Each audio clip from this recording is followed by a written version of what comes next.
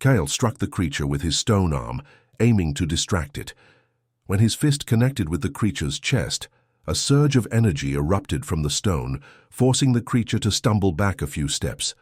Lia seized the opportunity and fired another arrow directly into the creature's chest. The beast staggered for a moment before rising again, looking even more enraged. Kael realized he would have to harness the stone's power more effectively to defeat it. Kael rushed forward to draw the creature's attention, while Lia stepped back to plan her next move. "We need to slow it down," Lia shouted. "It's too fast." Kael used his stone arm to block the creature's claws and threw a powerful punch into its abdomen. The creature staggered briefly, but quickly recovered. Lia seized the opportunity and fired an arrow into the back of its left leg, targeting the joint to hinder its movement. "I hit its leg, Kael. Now strike." Kael lunged at the creature, delivering another blow to its chest with his stone arm. The creature roared in anger and swung its massive tail, knocking Kael several feet away. He rolled but quickly got back on his feet. Lia fired a few more arrows, aiming to distract the creature. One arrow struck its eye, and the beast howled in pain. This gave Kael the opening he needed. Focusing the energy in his stone arm, he prepared for one final strike. Lia yelled, "Now's your chance!" Kael leaped forward and delivered a crushing blow to the creature's head. The energy from the stone erupted, sending a shockwave through the air. The creature collapsed to the ground, letting out a low growl before falling silent. Kael stared at the motionless body of the creature, feeling a faint, tingling sensation in his stone arm. Lia approached cautiously, her eyes scanning the surroundings. "This thing isn't a normal creature," Lia said. "It looks like it's tied to the stone's energy." Kael nodded. "Its eyes and skin, they resemble the bloodstone. But why would it react to the stone's power?" Lia pulled one of her arrows from the creature's chest and examined it closely. The creature's skin was hardened like stone, and its veins glowed faintly with a reddish energy. Lia noticed that this energy seemed stronger when the creature was alive. "This energy, it's similar to what the stone emits," Lia said, "but it's cruder, uncontrolled. It's like this creature is some sort of byproduct of the stone." Kael examined the creature's head carefully. On the side of its skull he found a carved symbol, as though etched into the stone-like skin. The symbol resembled the ancient markings on the bloodstone itself. When Kael touched the symbol, his stone arm vibrated slightly. This symbol, this creature might have been a guardian of the stone, or maybe someone transformed by the energy, leaking from the temple. Kael carefully examined the symbol and turned to Lia. "This symbol, it might be some kind of key. I'm certain it's connected to something in the temple." Lia slung her bow over her shoulder and nodded. "But removing it might activate the creature's energy. We need to be cautious." Using the strength in his stone arm, Kael began prying the symbol from the creature's stone-like skull. It seemed deeply embedded, almost fused to the creature. As Kael applied more force, a faint red glow emanated from the symbol. When it finally came loose, a small wave of energy rippled outward, but the creature remained lifeless. As Kael held the symbol in his hand, he felt the energy from his stone arm resonating with it. The symbol was covered in intricate engravings, written in an ancient language. "I think this symbol will unlock something in the temple or reveal a hidden secret," Kael said. Lia studied the symbol closely and gave a slight smile. "Then, it seems we made the right choice, but we can't be sure what this will bring us." As Kael and Lia approached the temple entrance, they found themselves enveloped in an eerie silence. The doorway was flanked by massive stone pillars, and a heavy stone door carved with ancient symbols stood slightly ajar. A cold draft seeped. Through the opening, Kael felt a faint vibration in his stone arm. "The stone is connected to this place. Something is waiting inside," he muttered. Lia kept her bow ready and replied, "Let's be careful. Nothing about a place abandoned for this long could be normal." Kael widened the opening slightly and stepped inside. The temple was cold and dark. Ancient glowing symbols adorned the walls, reflecting faintly off the reddish light emanating from Kael's stone arm. As they moved deeper, a sudden metallic noise echoed from the ground. "Some kind of trap, maybe," Lia said, her eyes scanning the floor. Kael realized they'd need to proceed cautiously before they could understand. the purpose of the symbol they carried. Kael stopped and carefully examined the patterns on the ground. He noticed that some of the stones were slightly raised, indicating a possible trap. Lia used the tip of her sword to test one of the stones. As the stone shifted slightly, another. Mechanical sound echoed through the temple. Lia quickly stepped back and looked at Kael. "I think these stones trigger some kind of mechanism. If we step on the wrong one, it could set off a trap." Kael cautiously probed the area with his stone arm. He noticed that the energy in his arm seemed to resonate with some of the symbols in the temple. "These symbols might be guiding us," Kael said. "But one wrong step could spell trouble." Lia nodded. "Maybe the symbols indicate which stones are safe to step on. Let's follow them carefully." The two carefully studied the patterns of the symbols and the arrangement of the stones. Lia used the glow from Kael's stone arm as a guide to determine the safest path. Slowly and deliberately, they moved forward, remaining on high alert. Eventually, they reached an area where the symbols were more concentrated. Kael felt the energy in his stone arm intensify and placed his hand on a stone block covered in symbols. This activated another mechanism, but instead of a trap, it caused a door to open. Kael observed that the opened door was made of heavy stone blocks, with symbols forming a distinct pattern. Lia carefully scanned the area around the door and noticed a faint draft of air. "There might be another mechanism beyond this door," Lia said. "This airflow suggests something deeper inside is still active."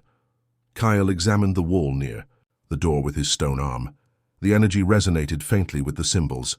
"These symbols could be a warning," he said. "Look, here's a carved figure. It looks like someone trying to stop others from passing through this door." Lia moved closer to examine the figure. The figure stood with its hands raised, and beneath it was an engraved inscription. Lia read it aloud. "Turn back or surrender your soul." Kael nodded. "It seems like this door leads to a more dangerous section of the temple. We need to understand what we're up against before stepping inside."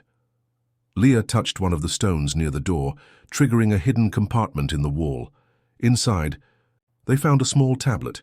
The tablet appeared to be an ancient map of the temple, detailing its structure and the challenges within. Lia studied the map carefully, examining the drawings of the temple's layers. "There are several main pathways here," she said, "but some of them are marked. It looks like dangerous or locked areas are indicated." Kael nodded. "We can use these paths to move more safely, but we need to stay alert. There could still be traps designed to protect this place's secrets." Using the map, they navigated through a narrow passage marked with symbols. The path gradually sloped downward into a dark corridor. Kael felt the energy in his stone arm intensifying. It made him uneasy, but also convinced him they were heading in the right direction. At one point, Lia noticed something unusual. A symbol on the floor didn't match anything on the map. This marking, "It's not on the map. It could be a new trap or something added to mislead us." Kael carefully moved around the symbol and continued forward. The map appeared to guide them correctly, but as they went deeper, the air grew heavier. At the end of the corridor, they reached a large chamber. The room was illuminated by massive crystals hanging from the ceiling, and in the center stood an ancient altar covered in intricate symbols. Kael carefully scanned the area around the altar. The symbols on it resembled those on the bloodstone, but were arranged in a more intricate pattern. Lia began examining the walls of the chamber and noticed some ancient markings. "These drawings on the walls seem to tell a story," Lia said. "A great destruction, the rise of the stones, and in the end some sort of sacrificial ritual." Kael slowly brought his stone arm closer to one of the walls. A faint vibration emanated from his arm, causing the symbols on the wall to glow dimly. It was as if the energy was interacting with the ancient carvings. "This must be something triggered by the stone's energy," Kael said, "but we need to figure out what this ritual is about." In the corner of the room, they found several ancient tablets scattered on the floor. The tablets were written in an old language that seemed to describe the altar's purpose. Squinting to read, Lia began deciphering the text. "To release the power, sacrifice is required. The energy can only be controlled by those who harmonize with it." Kael took a deep breath. "It sounds like this altar might be some kind of test, but we have no idea what kind of sacrifice it's asking for." Lia nodded, signaling that they should devise a plan before interacting with the altar. If this triggers the stone's energy, rushing into it could have serious consequences. Kael carefully scanned the area around the altar. Moving toward the far corners of the room, Lia ventured into the darker parts of the chamber, inspecting the floor and walls closely. After some time, Lia discovered an inconspicuous recess in one of the walls. It was small, just big enough for a slender hand to fit inside. Next to it was an engraved inscription, which she read aloud. "The source of power is revealed through unison. Only the chosen may touch." "This could be important," Lia said, "but we don't know what needs to be united." Kael spotted a small stone lying a few meters away from the recess. The stone was etched with symbols and emitted a faint red glow, similar to the bloodstone. When Kael touched it with his stone arm, it vibrated slightly. "This stone might be connected to the recess," Kael said. "Perhaps it needs to be placed there first." Lia carefully examined the stone and noticed a small symbol embedded within it. The symbol matched the one they had taken from the creature's head earlier. "We could combine it with the symbol," Lia suggested, "but if we do this wrong, it might trigger the energy here." Kael knew he needed to decide whether to proceed with linking the stone and the symbol before taking any further steps. Kael carefully took the symbol and combined it with the stone Lia was holding. When the two pieces connected, a red light emanated from the stone and the symbols etched into it began to glow. "It feels like these pieces were made for each other," Lia said, "but this light could mean the energy is activating." Kael hesitated for a moment before firmly placing the stone into the recess. As the stone settled into place, the temple trembled slightly. Symbols on the walls began to glow, filling the room with a dim red light. Lia stepped back cautiously, observing the room. "That vibration feels like it triggered another mechanism," she said. Kael noticed a hidden panel opening behind the altar. The panel revealed a narrow passageway, leading to a deeper part of the temple. At the end of the passage, intricate symbols were etched into the floor, and what appeared to be an energy barrier shimmered faintly. "I think this stone brought us here," Kael said, "but this passage might not be entirely safe." Kael stepped closer to the energy barrier and noticed that the vibrations in his stone arm intensified as he approached. The barrier pulsed with a reddish energy and emitted a faint hum. "This barrier is connected to the stone somehow," Kael said. "The energy in my arm is reacting to it." Lia examined the barrier more closely. She noticed small symbols around its edges, glowing rhythmically.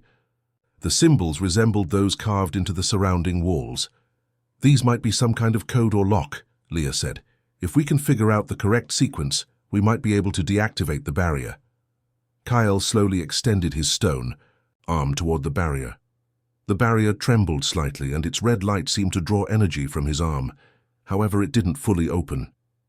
"It's like a door," Kael said, "but it seems to need more energy to unlock."